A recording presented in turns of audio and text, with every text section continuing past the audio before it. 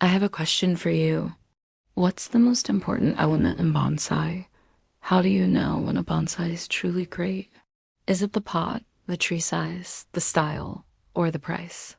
We all appreciate an attractive tree, but why do we favor one over another? And how can a small tree touch us deeply while another, much larger one, leave us cold? You and I both know that bonsai is about so much more than just a tree in a pot. It's an art form, a philosophy, a connection to nature. For me, bonsai is a journey, not a destination. The path taken matters as much as the view from the summit.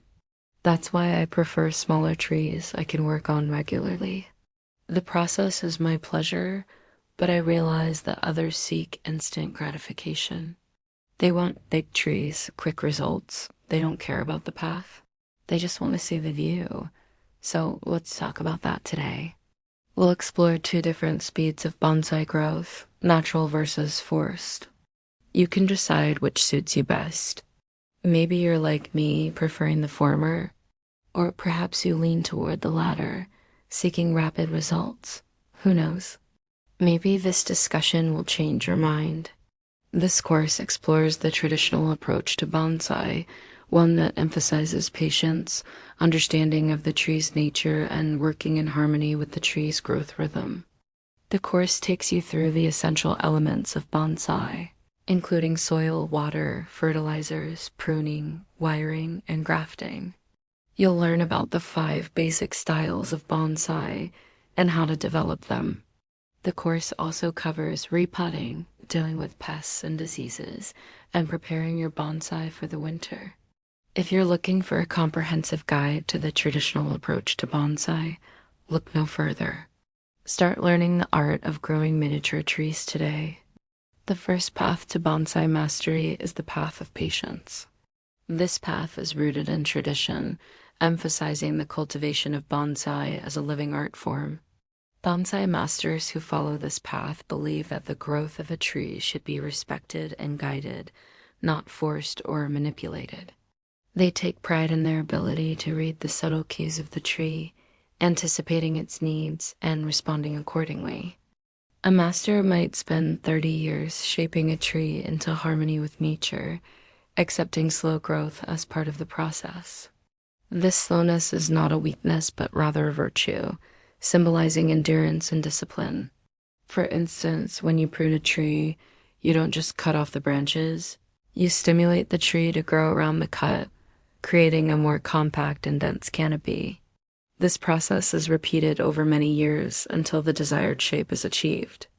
However, if you're impatient, you might try to force the tree to grow faster by applying excessive amounts of fertilizer or by using growth regulators. While this may result in larger and greener foliage, it doesn't contribute to the development of a strong, healthy bonsai. In fact, it can damage the tree and set back its growth. On this path, the tools used are simple and the techniques are refined. It's a patient process that requires skill and experience. These bonsai practitioners often have deep knowledge of the species they reworking with and understand the delicate balance of the tree as ecosystem. They use this knowledge to guide the tree's growth, ensuring that it remains healthy and aesthetically pleasing. When you see a bonsai that has been developed slowly and patiently, you can sense the time and care that has gone into its creation. It has a unique charm that is hard to replicate, a living testament to the power of patience and the beauty of slow growth. Now let's turn to the second path to bonsai mastery, the path of stimulant-driven bonsai. This path is more recent and less traditional, emphasizing rapid growth and dramatic transformations. Practitioners of this approach believe that bonsai should be cultivated for their ornamental value, and that speed and impact are of the essence. This approach often involves the use of chemical enhancers to stimulate growth and increase the size of the tree and its trunk. These stimulants can be applied topically or systemically, meaning they can be absorbed by the roots, leaves, or stems and transported throughout the tree. For example, You can spray the leaves with a growth regulator to make them appear greener and thicker. Or you can inject the trunk with a mixture of amino acids and vitamins to promote faster growth. You can even bury the root ball in a high nitrogen fertilizer to stimulate root growth and increase the girth of the trunk. The results can be spectacular. A young sapling can suddenly resemble a decades-old bonsai with a thick trunk and cascading branches. However, there are potential drawbacks to using these stimulants. First, they can disrupt the natural balance of the tree's ecosystem, leading to pest or disease problems.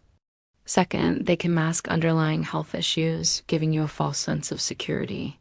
Third, they can alter the texture and quality of the bark, making it smoother or shinier than naturally aged bark.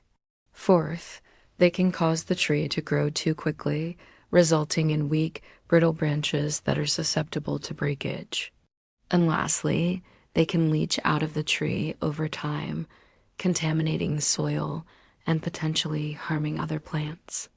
Those who follow this path often prioritize aesthetics over tradition and are willing to experiment with new techniques and technologies. They tend to focus on the visual impact of the bonsai, striving to create a dramatic and eye-catching display. However, there is a cost to this approach. Stimulant-driven bonsai can be more expensive to maintain as they require more frequent fertilization and other forms of intervention. Additionally, the use of chemicals can pose risks to the health of the tree and the environment. Despite these challenges, stimulant-driven bonsai continues to gain popularity. It offers a quicker path to a finished-looking bonsai, which appeals to consumers who seek instant gratification. Ultimately, the choice between these two paths is a personal one. Some bonsai enthusiasts prefer the traditional approach, embracing the slow and steady growth of natural bonsai. Others are drawn to the drama and spectacle of stimulant-driven bonsai.